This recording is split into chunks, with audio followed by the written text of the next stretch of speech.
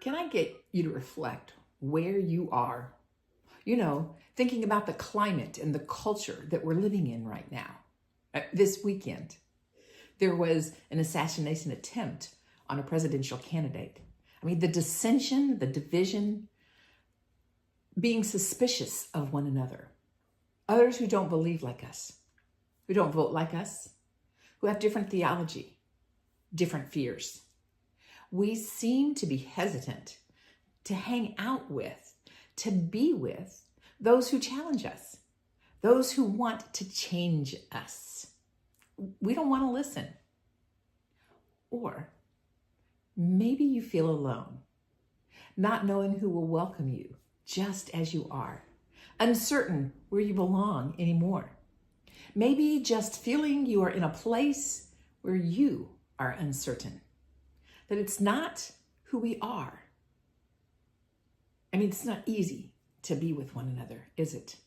But challenging as it is, we who follow Jesus are called to live in a different way. Hear these words from Hebrews 10:24 and 25. This is the Amplified translation. And let us consider thoughtfully how we may encourage one another to love and to do good deeds, not forsaking our meeting together as believers for worship and instruction, as is the habit of some, but encouraging one another all the more faithfully as you see the day of Christ approaching. What does it mean to consider something?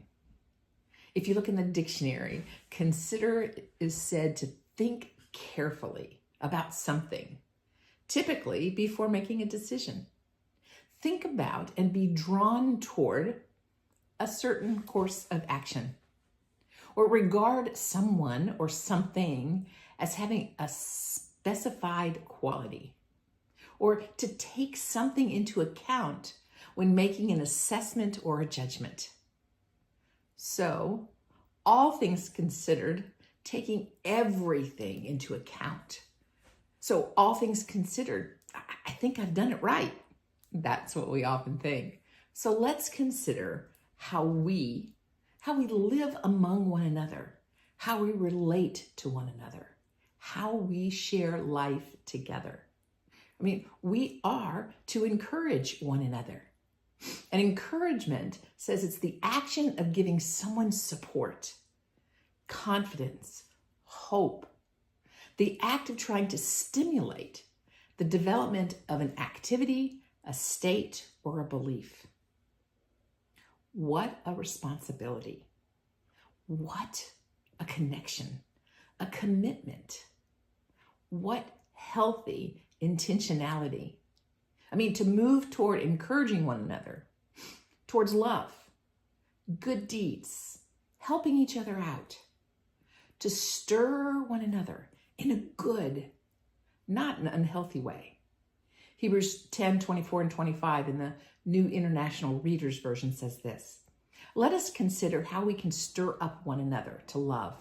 Let us help one another to do good works, and let us not give up meeting together. Some are in the habit of doing this. Instead, let us encourage one another with words of hope. Let us do this even more as you see Christ's return approaching. What I find fascinating and truly encouraging is that we are encouraged to do this, to meet together, to gather together, to be in community together, to stick together, not to pull away, to be together. But that isn't our natural inclination when things are kind of odd, confusing, disruptive. We tend to pull away and to increase the distance because we're sure how to be together. We're not sure how to be together in the midst of all of this mess. We don't know how to tolerate one another. So meeting together isn't always something that makes us comfortable. So we challenge our old habits. I will confess, the way the Passion translates these two verses speaks to me. This is Hebrews 10, 24 and 25, Passion. Discover creative ways to encourage others and to motivate them towards acts of compassion, doing beautiful works of expressions of love. This is not the time to pull away and neglect meeting together, as some have formed that habit of doing. In fact, we should come together more frequently and eager to encourage and urge each other onward as we anticipate the day dawning. Wow, right? Discovery takes time, takes effort, intentionality, commitment, a new point of view to find a new way to live, the different way that Jesus lived and asks us to follow, engaging and moving towards compassion, beautiful words, expressions of love, not meeting together less because that eases our pain, because we'll be more comfortable that way, because we won't be surrounded by folks just like us. Instead, we're to gather more often, to get to know one another more authentically, to listen to one another, to respect each other, believe in one another, even when we are different, to share life together in love, all the while anticipating deeper, richer, more intimate life with Jesus. May we all be eager to live and share life in Jesus in the midst of all the chaos of our day. Pray with me. Gracious God, this is a horrific time, a hard time in our communities, in our country. Much is going on that tends to divide us. And when things happen, we go for each other in negative, accusatory ways. Their fault. They said, we did. They didn't. We did. Forgive us. May we seek to encourage one another to acts of compassion, to good works, to love, not to disregard or disenfranchise one another.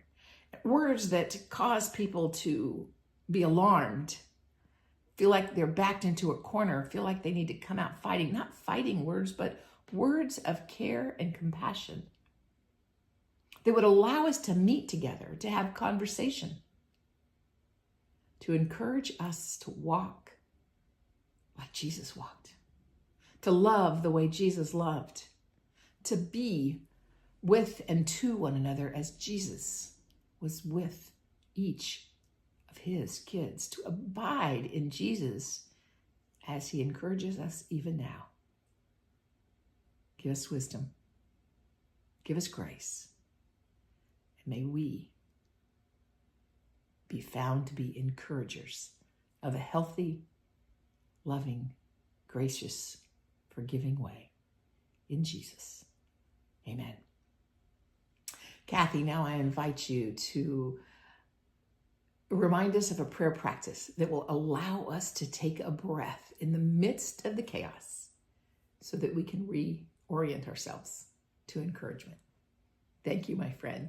For our breathing today, we're going to think about three-dimensional breathing. So your torso is really going to open up three-dimensionally in all directions. Inhaling through nose and exhaling through slightly open mouth. And as we inhale, fill up the model. And as we exhale, release everything in the model. Inhaling, feel that rib cage. Exhale. With each inhale, see if you can make it stronger and bigger. Exhale. 2 more. Inhale. Exhale.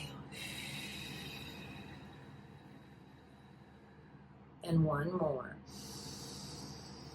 Exhale.